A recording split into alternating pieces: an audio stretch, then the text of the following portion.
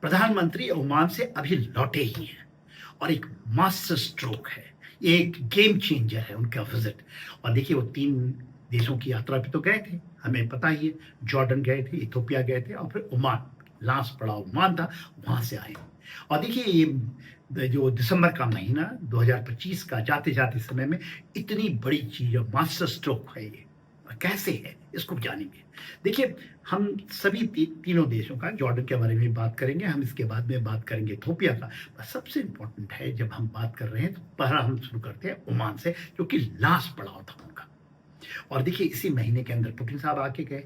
इसके बाद Benjamin Netanyahu को आना था, जो इजराइल के प्राइम मिनिस्टर साहब है, उनको आना था, पर उनका शायद देर कर दिया गया और ये मास्टर स्ट्रोक का एक हिस्सा है।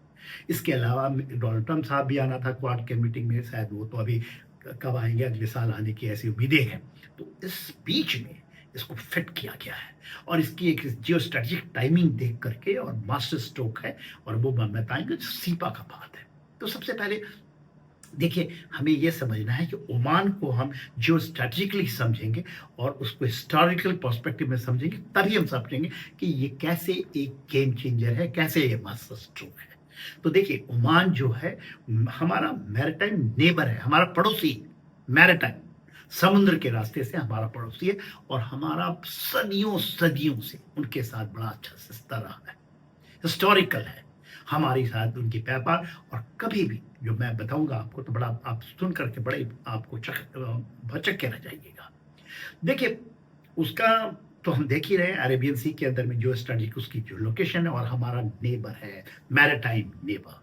अब वो पर्शियन गल्फ के अंदर में जब जीसीसी की बात होती है, गल्फ कोऑपरेशन काउंसिल की, तो उसमें 6 देश है, हम सबको पता है। बहरीन है, कुवैत है, ओमान है, कतार है, सऊदी अरेबिया है, यूएई है, ये 6 देश है। और ये सबसे इंपॉर्टेंट, क्योंकि अरेबियन सी के ऊपर में, और जो हम स्टेट ऑफ हार्मोज जो चोक पॉइंट है जो पर्शियन गल्फ का, उसके पहरेरी है, जो हम बात करते हैं स्टेट ऑफ हार्मोज के ऊपर में। और हमने जब इसको ले लिया और उसके बाद आप चाबहार की बात करेंगे जो ईरान के अंदर में, absolutely we are sitting and वो हमारा को गार्डियन की तरह है कि ओमान अपने को खोल रहा है। वो ये चाहता है कि पूरे यूरोप के अंदर में और अफ्रीका के अंदर में और वेस्ट एशिया के अंदर में ही वांट्स टू हैव वो अपने को एक बड़े देश जहां से व्यापार और ट्रेड एंड ट्रांजिट की बात वो कर रहा है और उसके ऊपर में, और उसी का फायदा उठाया गया है। प्रधानमंत्री जो हमारा सीपा अभी साइन किया है वो उसी का हिस्सा है। दूसरी बड़ी बात देखिए, ये वहां की आबादी जो है केवल 55 लाख की है, मगर उसका जो क्षेत्रफल हम कहते हैं तो राजस्थान के बराबर है।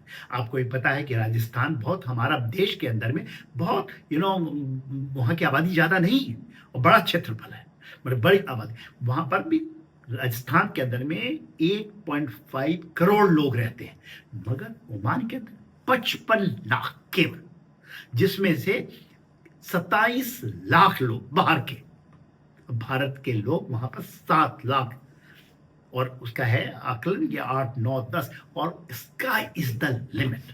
क्षेत्रफल बहुत बड़ा, बहुत कम जनसंख्या, उनका ये विचार है और भारत से उनकी आत्मीयता।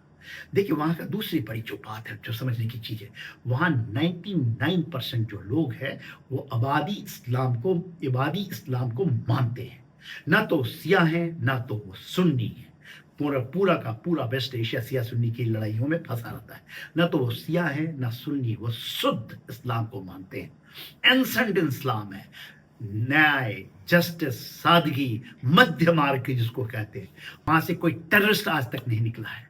तो ये है वहां की, और भारत के साथ उनकी एक आत्मीयता है, बहुत पुरानी है। देखिए ये दूसरा विजिट था, प्राइम मिनिस्टर दूसरा विजिट था 2018 में, पहली बार, और बहुत सारी चीजें हुई थी 2018 में। देखिए चाबहार की जब बात करते हैं ईरान, उसके बाद जब है दुगाम पोर्ट है, जो एक आपका अरबियन सी के ऊपर में दुगाम पोर्ट है, वो हमारे को स्ट्रेटेजिक एक्सेस हमारे को दिया है ओमान ने। मिलिट्री और लॉजिस्टिक सपोर्ट, वहां पर हमारी जो शिपें हैं, मिलिट्री शिप्स, वो भी जा सकती हैं।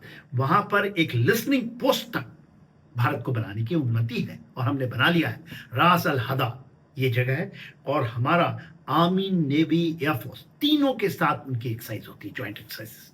और ये बड़ा सभी के साथ सभी आर्म्स की नहीं होती, मगर देशों के साथ, मगर इसके साथ तीनों हमारे अंगों के साथ होती है। और देखिए जो सबसे बड़ी चीज है सीपा। अब सीपा है क्या? ये फ्री ट्रेड एग्रीमेंट ही नहीं है, उसका एक हिस्सा है comprehensive economic partnership agreement, cepa. और यही है मास्टर स्ट्रोक। ये दूसरा कंट्री है जीसीसी के अंदर में। पहला कंट्री था यूएई, इसी के ऊपर का इलाका है जो स्टेट ऑफ हार्मोज से, और वहां से ही हमारा इंडिया मिडिल ईस्ट का जो कॉरिडोर जाएगा वो यूएई से, इसके ऊपर से जाएगा। मगर हमारे पास पोर्ट का एक्सेस है इसके पास में। तो ये जो हमने किया है सीपा इनके साथ, ये दूसरा देश है। हमने यूएई के साथ में 2022 में साइन हुआ था सीपा, जिसमें फ्री ट्रेड एग्रीमेंट उसका हिस्सा है। तो देखिए ये कब शुरू हुआ? नवंबर 2023 से। इतना लंबा समय लग गया, तकरीबन 2 साल से भी ज्यादा। 18 दिसंबर 2025 को सीपा पे सिग्नेचर दोनों प्रधानमंत्री जब गए थे, और बहुत बड़ा मास्टर स्ट्रोक है।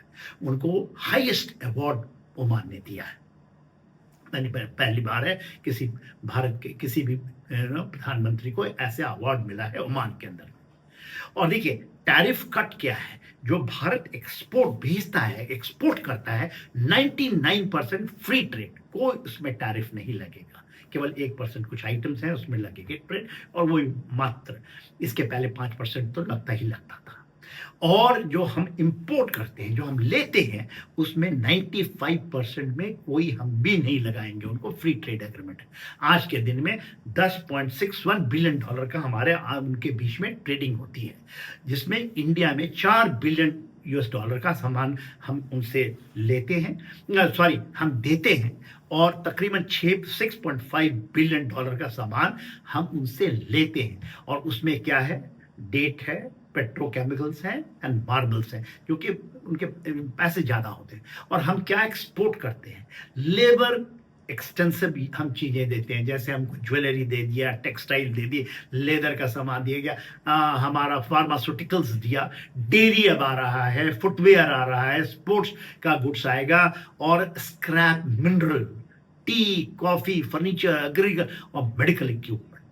और मैंने तो बताया है कि अब हम लेते क्या हैं, बस वो तो डेट है, पेट्रोकेमिकल्स हैं, मार्बल्स हैं। इसके अलावा अभी एक ओमान जो है हाई वैल्यू मार्केट, उनकी जो कैपेसिटी है एक्सपेंडिचर, क्योंकि बहुत ज़्यादा पैसा बहुत है उनके पास, और केवल 55 लाख के लोग रहते हैं, जिसमें से तकरीबन 27 लाख लोग बाहर के। तो आधी से तकरीबन आधी आबादी, और उनका जो परचेजिंग पावर पैरिटी बहुत ऊपर है, बहुत ज़्यादा है। तो दूसरा जो इसका हिस्सा है, सीपा का हिस्सा है, वो है वर्कर्स मोबिलिटी। जैसे आपको बताया 7 लाख लोग रहते हैं, वो अब और जाएंगे, क्योंकि वो ओमान बुला रहा है भारतीयों बहुत, और इसकी संख्या शायद डबल, ट्रिपल, 4 टाइम्स कितनी ज़्यादा होगी उसका आप अंदाज नहीं लगा सकते, क्योंकि वो 100% FDI कर रहे हैं। फ्री जो है हमारा इन्वेस्टमेंट है वो एब्सोल्युटली फ्री है, 100% फ्री है वहाँ पर। फ्री डायरेक्ट इन्वेस्टमेंट हम जो करते हैं, 6000 इंडियन एस्टेब्लिशमेंट वहाँ पर ऑलरेडी हैं। तो इतने ज़्यादा खुलेंगे। अभी आप जितने स्टार्टअप्स हैं, दे आर आस्किंग, चाहे वो कंप्यूटर में हो, प्रोफेशनल हो, R&D में हो, ऑडियो विजुअल चाहते हैं, स्किल्ड वर्कर्स चाहते हैं। ऑडियो विजुअल का देखिए, मूवी शूवी सब चीज़ वो करना चाहते हैं, स्किल्ड प्रोफेशनल चाहते हैं, बहुत कंस्ट्रक्शंस चाहते हैं, वो एब्सोल्युटली वर्ल्ड क्लास बनाना चाहते हैं, और स्काई इज द लिमिट।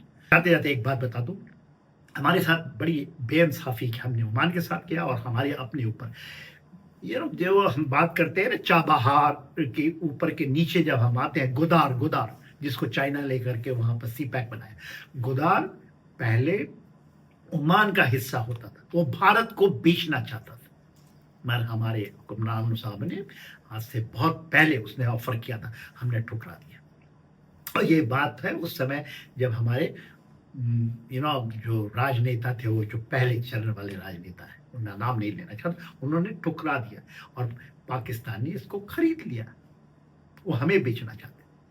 हमने कितनी बड़ी बड़ी भूल की है ओमान के साथ, लोगों के साथ। और यदि आज पूरे बलूचिस्तान में यदि कोई पंगा है तो है वहां पर गुदार का, जिसमें चाइना भी, अमेरिका भी और पाकिस्तान तो जाता ही है उसको। तो ये चीज just as a passing, right, ये मैं आपको बता दिया। जय हिंद।